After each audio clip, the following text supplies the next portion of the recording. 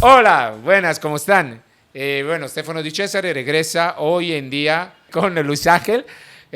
Hoy en día estamos aquí, regresamos con Sofá Café. Luis Ángel, bienvenido a mi programa, que va a ser, espero, de tenerte más hósped o huésped con más menudo, ¿no? Pero preséntate a la cámara. Gracias, Estefano, por la invitación a tu programa. Hoy vamos a cambiar un poco el tenor de lo que tú has venido haciendo a modo empresarial. Vamos a hablar de política y justicia peruana, con el caso de Alejandro Toledo. Vamos a estar en breve con el abogado Roberto Su Rivadeneira y vamos a detallar y pormenorizar, y también en exclusiva, una entrevista que va ya a salir en las próximas horas, que vamos a detallar todo lo que ha venido ocurriendo con el caso de Alejandro Toledo. Estefano. Bueno, eso es cierto. Hoy regresamos con un enfoque un poquito diferente al programa. Sucesivamente verán que va a haber cambios. Hoy le voy a decir, cualquier persona, se lo voy a decir tanto ahorita cuanto al final, cualquier persona que tenga algo que decir, llámenos, escríbenos sobre todo, porque si me llaman, sabes que no le voy a contestar si no conozco el número. Me escriben, me dicen, tengo una historia que contar, no importa si se llama Alejandro Toledo o si se llama José Pérez. ¿Por qué? Porque hay una cosa fundamental en la base de la vida y de los derechos de cada uno de nosotros, que son los derechos humanos y el derecho a la vida. Todo lo restante son tener fe en la institución cuando la institución se tiene un comportamiento, un atellamiento para poder tenerle fe, obviamente. Y recuérdese una cosa, que para crear una estructura democrática, las instituciones tienen que ser imparciales. No solo imparciales, tienen que tutelar el derecho a la vida y el derecho humano, porque eso es la base de cualquier cultura, de cualquier cultura. ¿Qué es lo que vamos a hacer hoy? Soltanto es contar una historia. Aquí ni yo ni José Ángel estamos para ser parciales, pero dejamos que se cuenten la historia como cada uno de nosotros la vea. No he dicho que como la vea una persona, la veo yo, pero ¿qué es lo que vamos a hacer? De ahora en adelante contar historias que le dé la posibilidad de tener fe en la democracia que vige en Perú. Y si no haya la fe, sin un voto de fe, desafortunadamente hay que tomar medidas diferentes, caro pueblo. ¿Sí? O sea, Ángel, ¿qué crees tú de lo que estoy diciendo? Que es importante, sobre todo de opiniones disidentes en torno a la coyuntura que atraviesa nuestro país. Hemos salido de una situación mundial como ha sido el tema del COVID-19, enfrentamos una crisis política y social por más de 2 años, 5 expresidentes que han cumplido procesos, que están inmersos en casos de corrupción, pero que sobre todo el juzgamiento ciudadano se ha deliberado tanto que nos lleva también a enfrentar y a explicar todo lo que ha venido sucediendo en nuestro país. Así que desde estos días y probablemente en los próximos programas junto a Estefano, vamos a analizar con los especialistas de cada tema todos estos casos que nos llegan también a través de su comunicación. Pueden consultar el cintillo, el número de Estefano, y nosotros vamos a poder atenderlos y leerlos. Bueno, o sea, que te agradezco y le recuerdo una cosa, el populismo no es bueno. ¿Por qué? Porque si tú haces algo, tienes que saber lo que estás haciendo, tienes que ser consciente de lo que estás haciendo. El populismo no hace otra cosa que fomentar violencia y extremismo.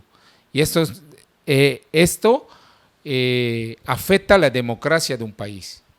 Entonces tenemos que empezar a ser civiles y a hacer y respetar. Yo siempre digo que una pareja, que dos socios, no siempre van a tener la misma opinión, no siempre van a decir la misma cosa. Y muchas cosas vamos a pensar diferente. Pero las cosas pueden funcionar siempre y cuando se respeta lo que piensa el uno y lo que piensa el otro. El respeto tiene que ser por ambos lados. Entonces, ahorita vamos a encontrarnos con Roberto y Roberto Su. Yo digo solo el primer nombre porque soy extranjero. Recuérdese que mi forma de hablar es un poquito diferente, a veces me enredo también. Pero bueno, con el doctor Roberto Su, para que, bueno, cuente su historia, ¿no? Y que es la historia del expresidente Alejandro Toledo.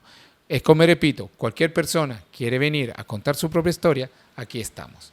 ¿Sí? Así que vamos a un pequeño... ¿Quiere decir algo más, José Ángel? Yo creo que vamos ya con el plato de fondo, ¿no? Con la entrevista. Así que empecemos con esto.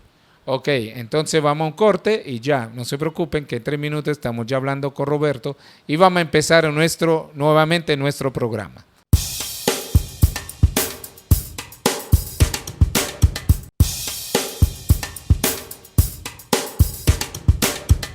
Uno de los más grandes abogados y penalistas del país, trata muchas cosas y yo quiero escuchar de su voz también lo que es un poquito los procesos que todos nosotros tenemos que conocer en casos legales y sobre todo en casos que se repercuetan en la prensa que pueden crear situaciones populistas peligrosas, ¿no? Muchas gracias, Estefano. Agradezco la invitación. Creo que vamos a poder compartir mucha información, vamos a poder explicar algunas cosas que no se han difundido plenamente a nivel de la prensa convencional y creo que vamos a hacer una entrevista bastante amena, agradable y que finalmente, Estefano, encaja dentro de la línea de tu trabajo y tu experiencia, porque esta situación que pasa en el sistema de justicia en el Perú genera inseguridad jurídica y definitivamente un país que no tiene seguridad jurídica no es atractivo para las inversiones extranjeras. Que yo quisiera saber del doctor es, bueno, pero primero hacer un preámbulo, ¿no? Sobre lo que es el caso de Alejandro Toledo.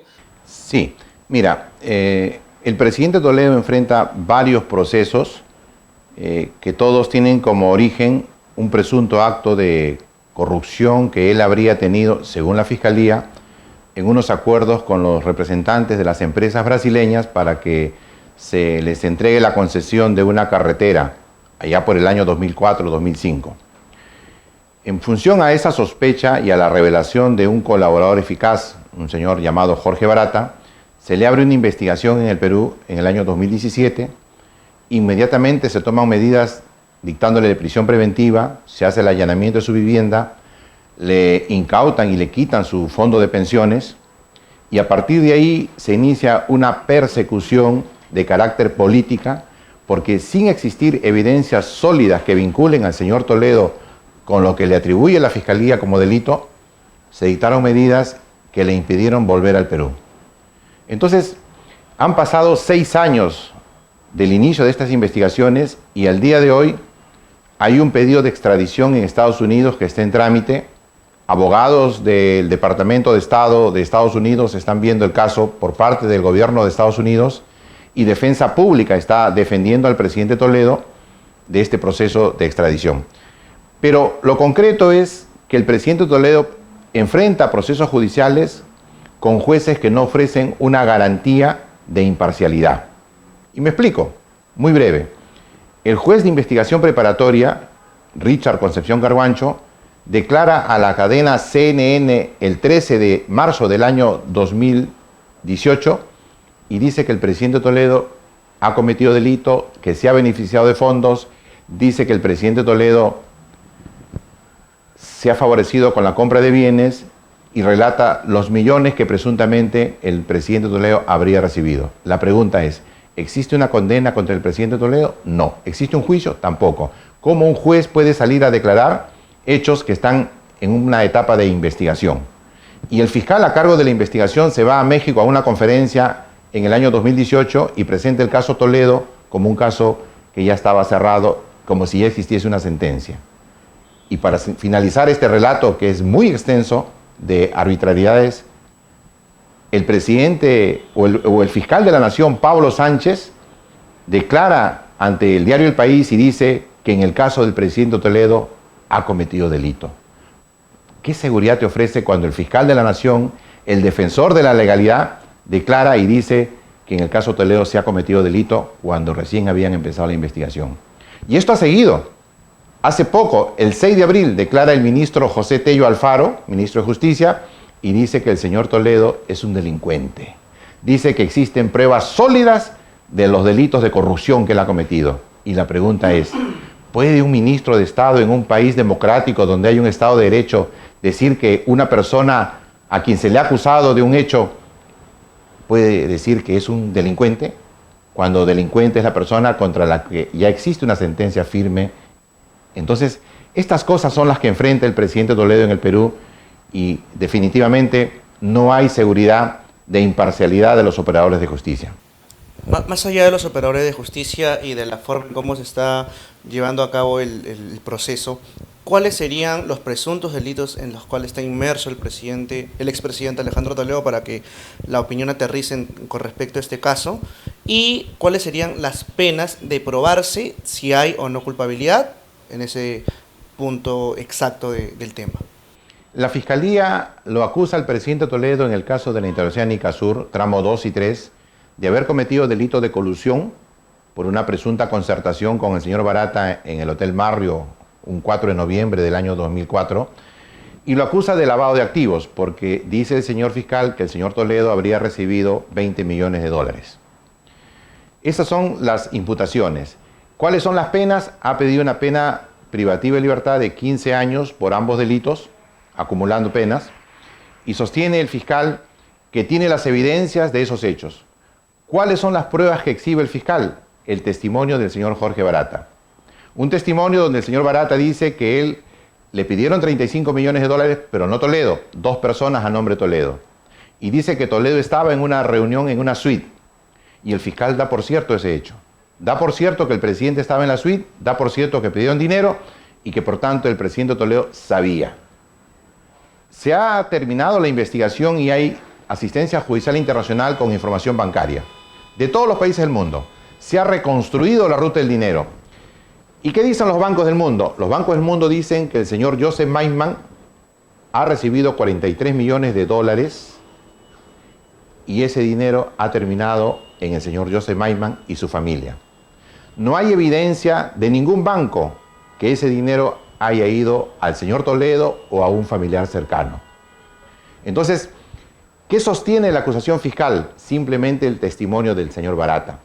Pero ojo, el señor Barata declara en Curitiba, Brasil, el 25 de abril del año 2019, y a una pregunta de, ¿tiene usted evidencia que el dinero que usted le pagó al señor Maisman fue a los bolsillos del señor Toledo? Y la respuesta del señor Barata es ninguna.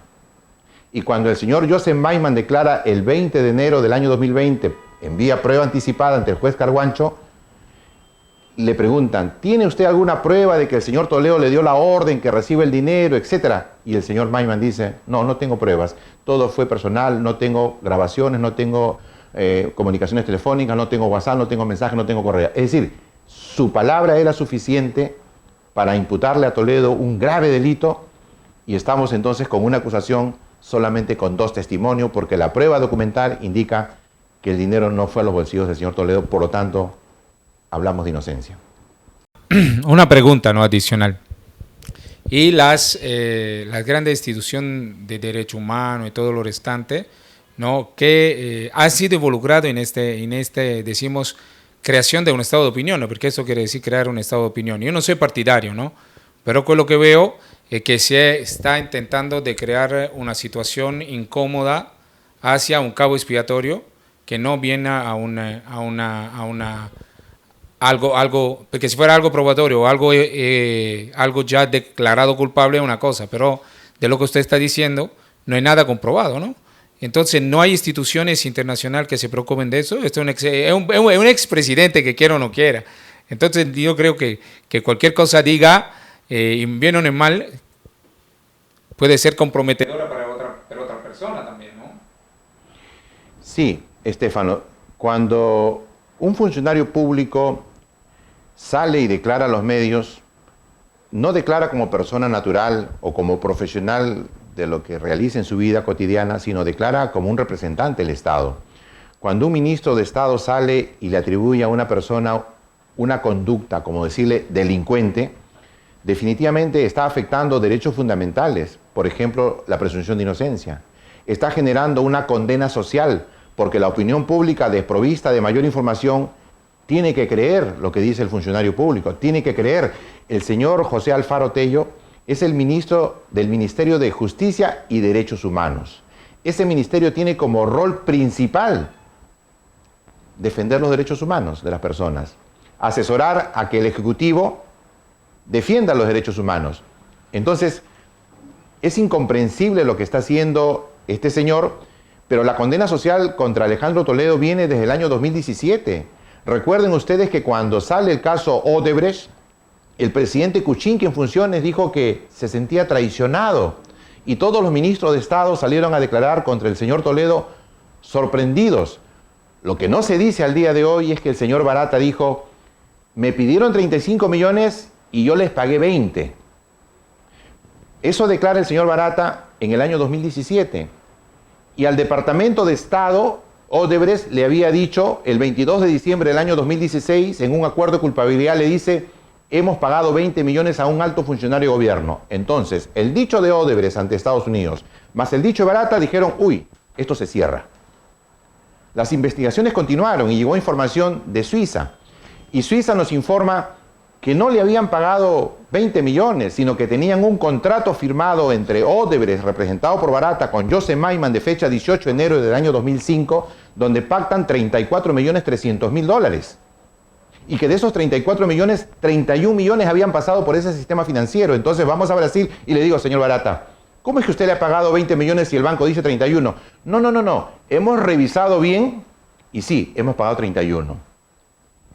Ese es el testimonio de Barata. Pero de esa segunda parte, poco o nada informó los medios de comunicación y los fiscales no dieron cuenta de que existe un convenio, un acuerdo que fue presentado por Joseph Maiman a los bancos suizos para justificar el dinero que ingresó, y simplemente se quedaron con la noticia que a Toledo le dieron 20 millones, que es lo que ustedes conocen. Sin duda, con respecto al tema de la ruta del dinero, que creo que es un punto importantísimo en esta investigación, Joseph Maiman comentó de que tenía los elementos de convicción para poder probar la ruta de ese dinero que habría llegado a las cuentas del expresidente. Ahora, estos elementos realmente existen, yendo un poco más allá de lo que hay en la opinión pública. No hay las pruebas suficientes para poder determinar ello, pero de repente, como una especie de adelanto, ¿esos elementos existen? ¿Serían fraguados, falsos? ¿En qué circunstancias se encuentra el tema? Mire, en un delito de lavado de activos, los testimonios sirven para abrir una investigación. Pero los testimonios no sirven para acusar, menos para condenar. Lo que importa es el desbalance patrimonial que tú puedas tener, o que se te encuentre cuentas con dinero, incluso a nombre de terceros, y prueben que es tu dinero.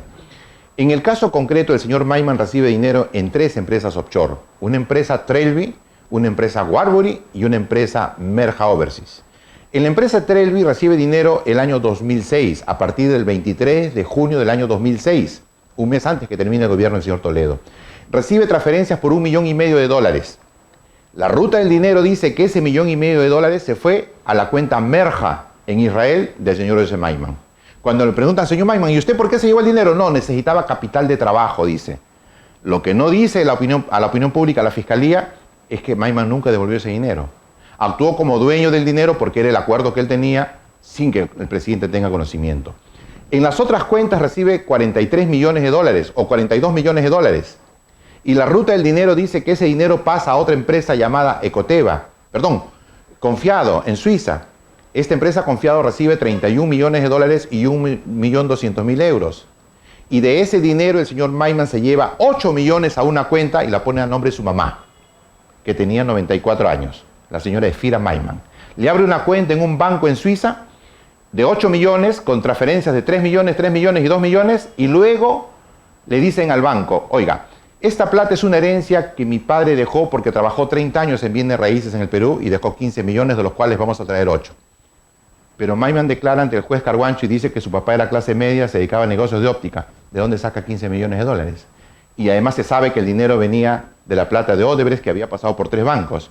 Pero lo curioso es que ese dinero el señor Maiman lo transfiere a sus cuentas de Merja y a sus cuentas personales en Israel, y le dice al banco suizo: mi mamá está viejita, va a morir, y como anticipo herencia, 1 millón, medio millón, y al final desaparecen los 8 millones.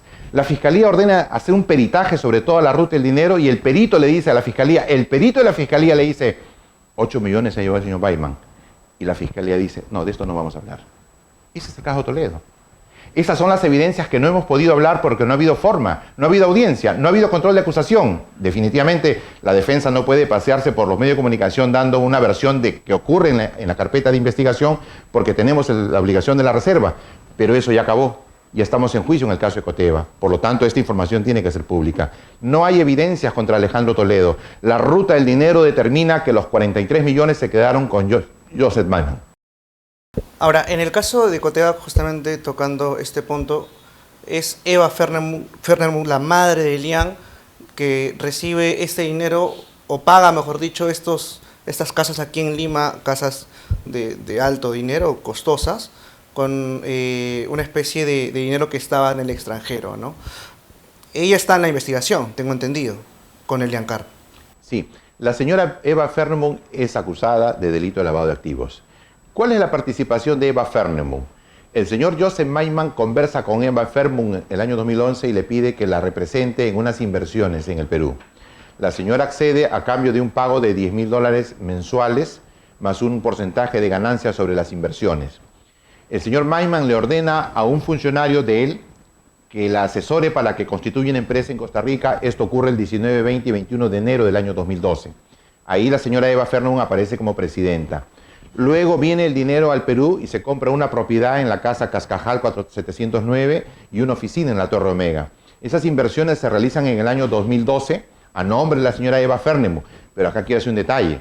El señor Maiman al año 2012 tenía dos propiedades en el Perú, una oficina en Miraflores y una propiedad en Barranco. Ambas propiedades fueron compradas a través de empresas offshore, de terceros, nunca en forma directa por él. El modus operandi de Joseph Maiman en las propiedades que tiene en el mundo siempre fue a través de terceras personas. Por lo tanto, no podía haber desconfianza de que pida que un tercero compre una propiedad, más aún cuando te hace firmar una hipoteca, un contradocumento, un contrato de confidencialidad. Entonces, definitivamente la señora, diríamos en el argot criollo, fue embaucada y el señor Toledo fue sembrado con el dinero porque parte de ese dinero que viene de Costa Rica, que es el dinero que viene de Confiado, que es el dinero que viene de Odebrecht, termina siendo pagado las hipotecas del señor Toledo. Porque el señor Maiman le presta un dinero para que pague sus hipotecas. Pero para concluir, porque es muy importante esto, el año 2009, en el mes de febrero, en Brasil se hace un operativo denominado Castillo de Arena. Y la Policía Federal de Brasil ingresa a las oficinas de la empresa Camargo Correa y encuentra una transferencia a una empresa del señor Maiman, Trelvi. Es decir, el año 2009 el señor Maiman sabía que la Fiscalía y la Policía Federal de Brasil habían encontrado la ruta del dinero de los recibos que él había tenido con los acuerdos con los brasileños. Y entonces esta investigación fue tratada de anular por los brasileños, pero se pasaron 6 años en batallas legales hasta que recién en el año 2015 logran que la Corte Suprema de Brasil anule ese operativo y se cancele todo. Pero en el año 2011 el señor Maiman tenía el temor que se descubra esto. Y entonces la defensa sostiene que para hacer que el dinero pase por los bolsillos de Toledo, lo siembra y le presta $500.000 en forma muy graciosa para que pague sus hipotecas. Dicho sea de paso, él era un millonario, no había que desconfiar. Si esos 500.000 no los hubiera prestado o Toledo no lo hubiese aceptado, creo que la situación sería distinta, porque no habría ninguna vinculación. Pero aún así la Fiscalía tiene que demostrar que el señor Toledo tenía conocimiento del origen espurio de este dinero y eso no ha ocurrido hasta el día de hoy. Bueno, vamos un momento a un break, vamos a regresar en 3 minutos y VHTV nuestro canal. Nos vemos en un rato.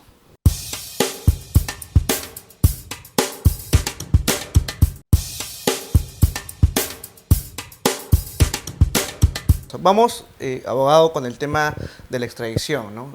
En estas últimas semanas, precisamente con el caso de Alejandro, se ha estado hablando de la extradición. Un juez de Estados Unidos ha determinado una decisión que ha causado controversia en Perú. Hay opiniones favorables, desfavorables, ¿no? Sin embargo, lo que considero yo como pregunta principal en este aspecto es, digamos, ¿por qué considera usted, esto de mi punto de vista personal, insisten en dilatar la extradición cuando ya los recursos han sido rechazados por los jueces en Estados Unidos?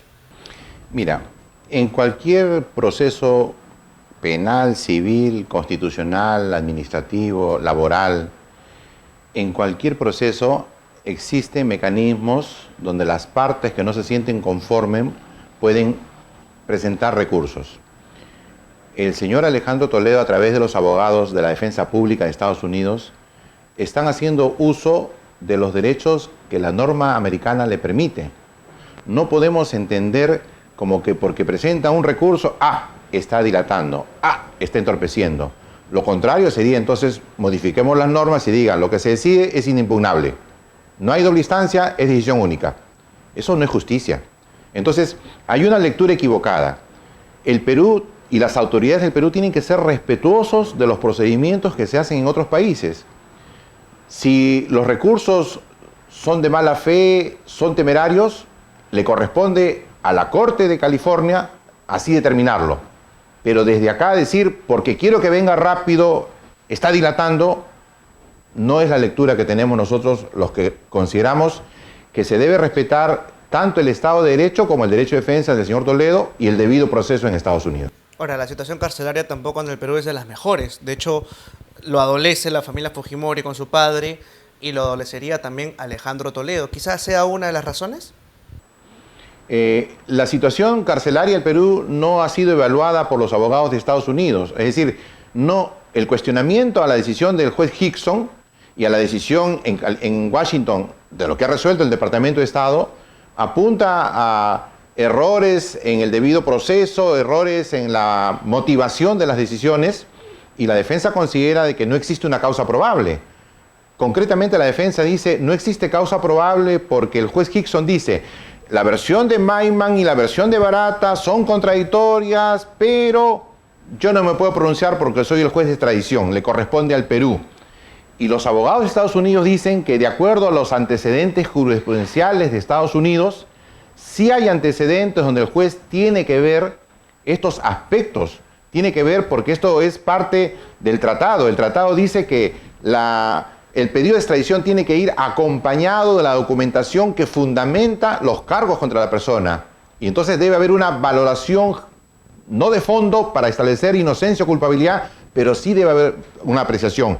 Y cuando son dos testimonios contradictorios y la carga probatoria documental no sirve porque también son testimonios, entonces la defensa dice, aquí hay un error, y lo que quieren ellos es que se revise, que se haga un reexamen y finalmente que se declare fundado el habeas corpus y que se invalide la decisión del juez Hickson.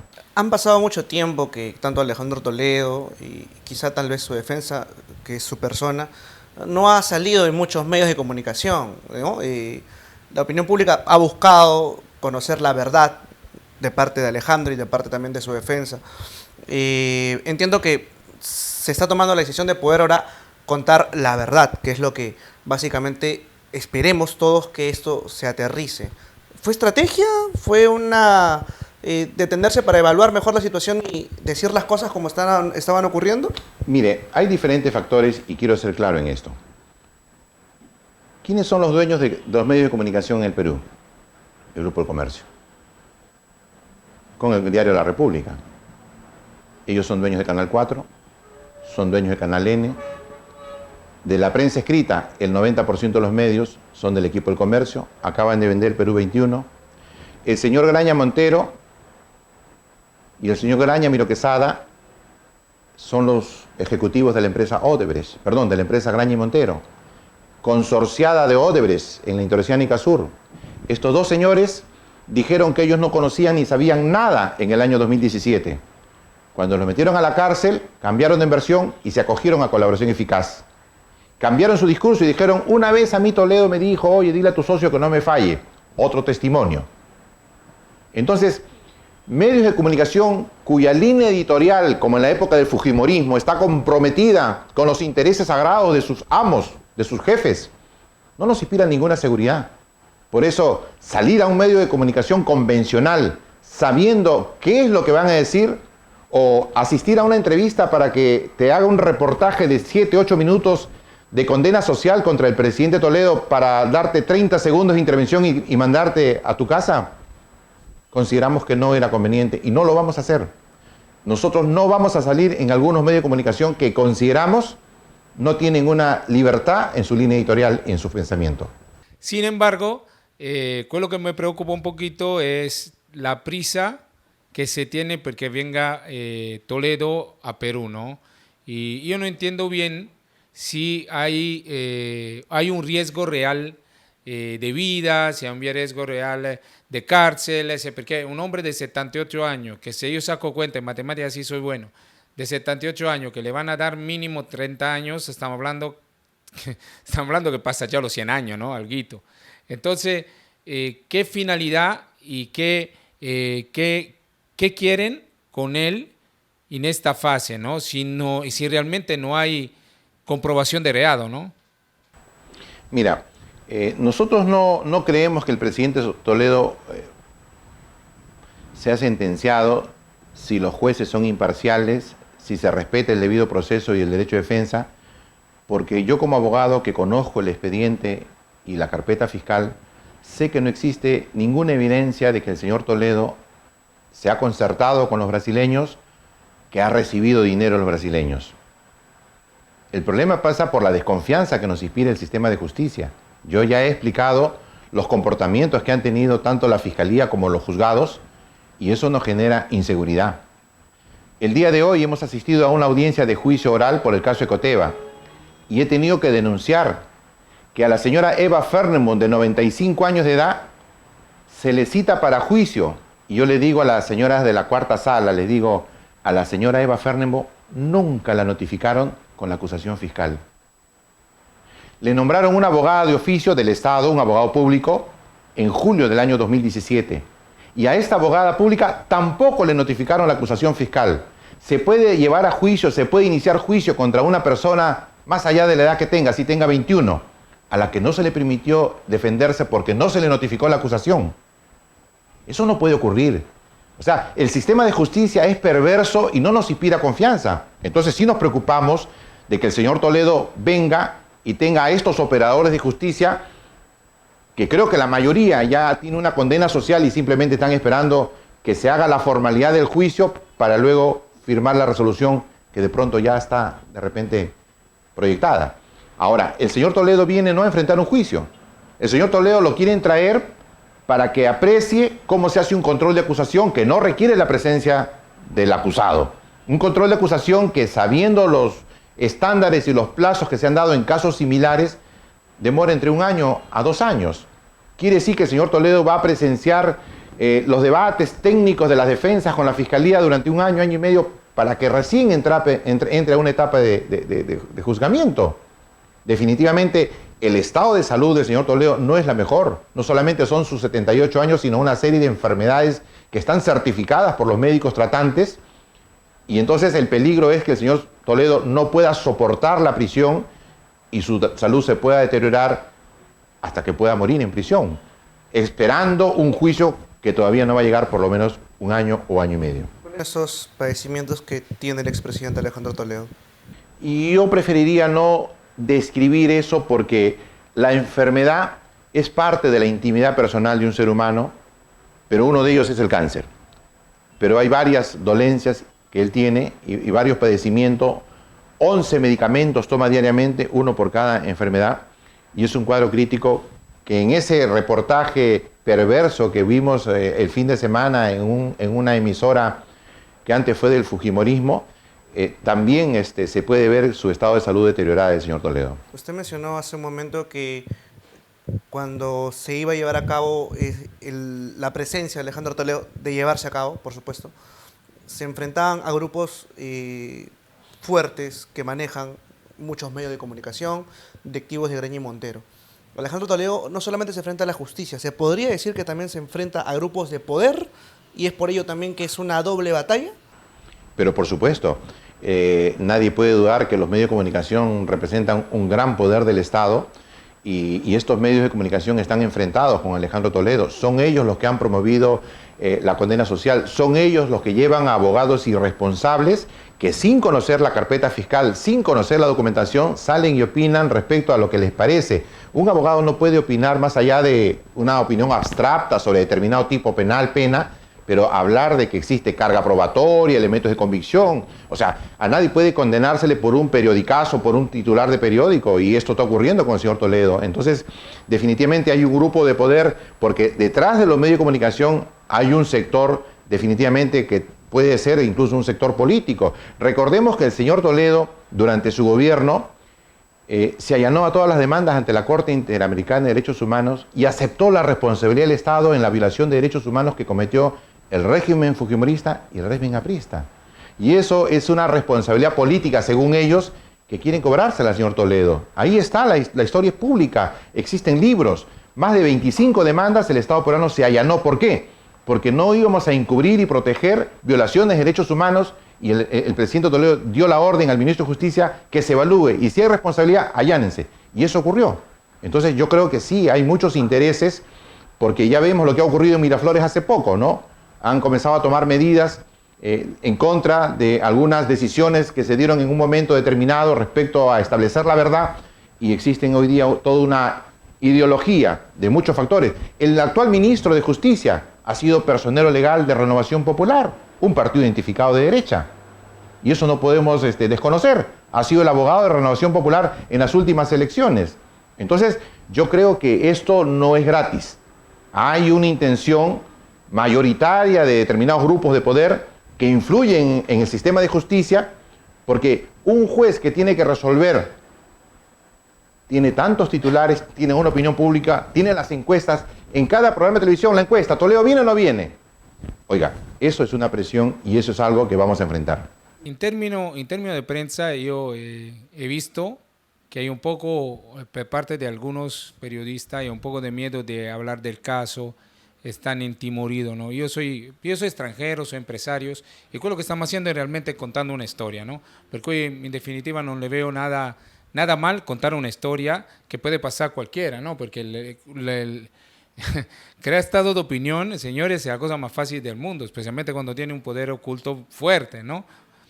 Entonces le pregunto, ¿por qué cree que tanta prensa y tantos periodistas no tienen esta fortaleza para poder enfrentar, ¿no? un argumento como lo de Alejandro? Cioè, ¿por qué Alejandro da miedo, ¿no? en realidad? Porque eso es lo que me ha pasado, ¿no? Yo he hablado con varios periodistas y muchos me dicen, no te metas, no hable de eso, no me voy a meter, y no voy a hacer nombre obviamente, pero me quedé un poco,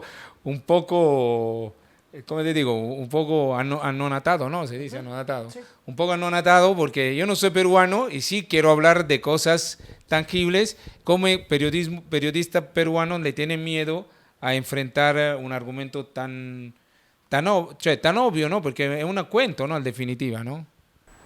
Mira, nosotros tenemos en claro algo. El presidente Toledo, en los 5 años de gestión, él recibe el país el 28 de julio del año 2001 con 3% de recesión. Deja el país en un crecimiento de 6-7%, deja los tratados de libre comercio suscritos, un país con las bases sólidas para el crecimiento económico. Eso hasta la Universidad del Pacífico lo ha reconocido en diferentes momentos. Un gobierno exitoso. Gracias a este gobierno exitoso, donde la economía caminó bien, siguió creciendo, y cuando vino la crisis hipotecaria de Estados Unidos en el año 2008, no afectó al Perú. Ese año el Perú siguió creciendo por la solidez de la economía. Entonces, definitivamente una persona que ha redistribuido la riqueza, que duplicó el sueldo de los profesores, que le subió los sueldos a los señores jueces, fiscales, que repuso a los señores de la Academia Diplomática, que despidió Fujimori, una persona que hizo tantas reformas, incluso el allanamiento propia, reconociendo la responsabilidad del Estado sobre responsabilidades en violaciones de derechos humanos, causa pánico pues al grupo de poder, causa pánico en los partidos políticos, incluyendo a los partidos de izquierda, porque consideran que, como se dice en el Perú, no existe cadáver político. Si el señor Toledo, las evidencias no existen, no aparecen porque no existen, ¿qué cree usted que va a pensar la opinión pública? Se va a dar cuenta que los han engañado durante 7 años, se van a dar cuenta que a Toledo lo han acusado injustamente. Entonces, esto creo que le preocupó desde un comienzo a un grupo político que controlaba el Consejo Nacional de la Magistratura. Recordemos que el Partido Aprista y el Fujimorismo controlaba el Consejo Nacional de la Magistratura. Y los jueces que le dictaron prisión preventiva justamente dictan prisión preventiva en febrero y en abril pasan el examen y son renovados por 7 años su cargo de jueces. Entonces, acá hay grupos de poder. Claro, todo cambió en el año 2018, se cierra el Congreso, hay un reacomodo político, pero siempre hay partidos políticos que están detrás de evitar que el señor Toledo venga, o si viene, que se quede en prisión. Y creo que esos son los factores que están influyendo en los medios de comunicación, y también hay que decir que no todos los periodistas pueden hacer respetar su línea de pensamiento. Hasta donde yo recuerdo, quienes se han desmarcado de la línea editorial han sido despedidos. Han sido despedidos. Porque todo periodista firma un contrato donde el empleador le dice hasta acá el día que quiere, incluso en medio programa. Entonces, no hay una libertad de prensa. La libertad de prensa es del dueño del medio que dice qué se habla, qué se dice. El periodista simplemente dice amén. Y entonces por eso que usted no va a encontrar un periodista que quiera dar la cobertura. Y es cierto, detrás de cámaras, cuando yo converso con ellos me dicen, qué pena, doctor, cómo le están haciendo esto al presidente Toledo, pero no lo pueden decir en la columna que escriben. Precisamente hablando del tema de la extradición, quien vendría sería únicamente Alejandro Toledo. No vendría Eliam. ¿Cuál sería la situación a futuro de Elian Carr de, obviamente, llevarse a cabo la extradición? Esta extradición que se está discutiendo en Estados Unidos es por el caso Odebrecht. La señora Elian Carr no es investigada en el caso Odebrecht, por lo tanto no hay. Hay un pedido de extradición por el caso Ecoteva, tanto contra la señora Carr como contra el señor Toledo. Esta extradición todavía no ha sido discutida, todavía no ha sido derivada a ningún juez. Está, digamos, en una situación de stand-by. Desconozco qué trámite hay a nivel interno en el gobierno americano. Ahora, si bien es cierto, círculo íntimo de Alejandro Toledo, por ejemplo, el caso de Joseph Maiman, que era una persona muy cercana a Toledo, pero luego terminó desbaratando, terminó haciendo opiniones con respecto a todas las investigaciones que él ha tenido que afrontar. Y hay también un personaje muy cercano, el actual alcalde de Surco, el señor Carlos Brus, en su momento fue parte del partido de Alejandro, ¿no? Él menciona de que las evidencias en su contra son contundentes. Muchos que trabajamos con él lamentamos lo ocurrido, pero tiene que responder a la justicia, agregó el alcalde de Surco. ¿Qué opinión le merece eso? Bueno, primero vamos a aclarar. Carlos Brus fue candidato a Somos Perú en el año 2000 con el número 8. En el año 2001 se viene a Perú Posible porque cuando Alejandro convoca la Marcha de los Cuatro Suyos, Carlos Brus viene como apoyo a la Marcha de los Cuatro Suyos enviado por el extinto alcalde Andrade junto con Daniel Mora y otras personas. Incluso viene Anel Tausen y una serie de personas que terminan siendo candidatos en las elecciones del año 2001 y sale elegido en el año 2001 como congresista. Entonces el señor Brus a partir de ahí se incorpora al partido. Acompañó al presidente Toledo durante los 5 años de gobierno, fue ministro casi los 5 años, solamente dejó 6 meses antes para poder postular al Congreso y sale elegido congresista en el año 2006. La separación de Carlos Brus del partido en el año 2011 se da por un conflicto o una discusión política. El señor Brus quería que se apoyen en segunda vuelta a Keiko Fujimori y la línea del partido Perú Posible era apoyar a Ollanta. Entonces se da un desencuentro donde finalmente terminan expulsando al señor Brus de Perú Posible. Ahí se genera un antagonismo y un enfrentamiento de carácter político, una rencilla. Sin embargo, el señor Brus cuando opina, pues es simplemente la opinión de un ciudadano. No sé que haya sido abogado ni fiscal de la causa para tener conocimiento de las pruebas. Y si él dice que existiera algunos hechos, la pregunta es ¿por qué no lo dijo en el año 2009, 2010, 2011? ¿Por qué no lo dijo cuando era ministro, cuando fue congresista en el 2006, 2011? Es decir, hay una serie de personalidades como el señor Weissman, por ejemplo, que está en el closet guardado apoliado y sale y comienza a declarar, porque la prensa que es relatado le pone los micros a todo aquel que hable mal de Toledo. El que habla bien no va a tener micro, el que habla mal, ahí le están dando hasta incentivos y movilidades para llevarlos al CD de televisión. Entonces, la declaración del señor Brus es una declaración política, y luego lo tendremos que interrogar y contrainterrogar en juicio para que reafirme su posición. Lo que sí yo recuerdo es que el señor Brus en alguna oportunidad estuvo en la casa de Barranco del señor José Maiman.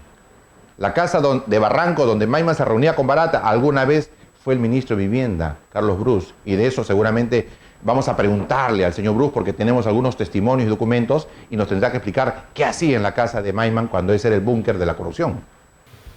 Y, por ejemplo, aterrizando con el caso de Brus, ¿esto en qué año más o menos se daban esas reuniones? ¿Recuerda? Durante el gobierno. El 2001, en el 2002, 2003, 2004, cuando fue ministro de Vivienda. Porque él empezó siendo ministro de la Presidencia, luego se desactiva el Ministerio de la Presidencia y pasa a ser ministro de Vivienda, que estuvo 3 años y medio. Entonces, durante ese periodo hubo reuniones en la casa de Joseph Maiman. La pregunta mía va a ser muy simple, ¿no? ¿Hay peligro de vida para Alejandro o no hay peligro de vida? Sí hay un peligro. Hay un peligro por las condiciones, hay un peligro no por el proceso judicial, sino el peligro representa cuando tienes un sistema de justicia que no te da garantías. Cuando tienes un sistema de justicia de parte del Ministerio Público que ha manejado a la opinión pública en base a filtraciones a los amigos del equipo especial. Y ellos han generado una corriente opinión. Entonces, para una persona de 78 años que ha hecho un buen gobierno, que se ha esforzado por hacerlo mejor. Oiga, Toledo durante los 5 años posteriores a su gobierno se dedicó a recorrer el mundo contando la experiencia de lo que él había hecho durante los 5 años. Daba conferencias en todo el mundo, conferencias que, dicho sea de paso, eran pagadas. Le reconocían y le pagaban al presidente Toledo. Y se dedicaba a la cátedra en la Universidad de Stanford. Una persona que ha robado 20 millones, 30 millones, 40 millones, no se dedica a la cátedra, no se dedica a pasearse por el mundo. El señor Toledo, en el año 2007, el gobernador de California lo llama y le dice: me he enterado que usted está trabajando en la universidad y usted va en bicicleta. No, le voy a poner una seguridad, le voy a poner chofer, usted no puede caminar. No, le dijo: a mí déjeme así. Toledo se movilizaba en bicicleta durante los 5 años que trabajó del 2006 al 2011 dentro de la universidad, que es inmensa. O sea, si Toledo hubiese tenido 20 millones en el banco, como dice la justicia peruana, en el año 2011, mes de febrero, tenía 32% de intención de voto. Todos decían: Toledo va a segunda vuelta con Keiko y Toledo es presidente de nuevo. ¿Y por qué se cayó la campaña? Porque no tenían recursos económicos, porque se acabó la plata para mítines, para actividades políticas y no alcanzaba. Otros partidos repartían loncheras, polos, vinchas, regalaban dinero. Perú Posible no tenía dinero. Y Toledo pierde la campaña. A un presidente corrupto le dice: oye, tráeme 5 millones de los que tenemos guardados y lo meto y lo reparto y me reelijo porque soy corrupto. Y quienes estaban contratando y ejecutando las obras eran las brasileñas, que eran su compinche según el fiscal. Nada de eso ocurrió. Y cuando el señor Humala ganó las elecciones, le dijo al presidente Toledo: ayúdeme con medio gabinete. Y Toledo le dijo: no, le dijo, yo no voy a cogobernar contigo. Tú cumple con entregar tu mandato a los 5 años. Eso es todo. Y se retiró. Entonces, no nos pueden decir que hay evidencias, ni siquiera externas. El comportamiento del señor Toledo fue decente como de un político. Nos parece que nos vamos a un corte. Sí, ahora sí parece que vamos a un corte. Así que 3 minutos y nos vemos de nuevo, ¿no? BHTV, nuestro canal.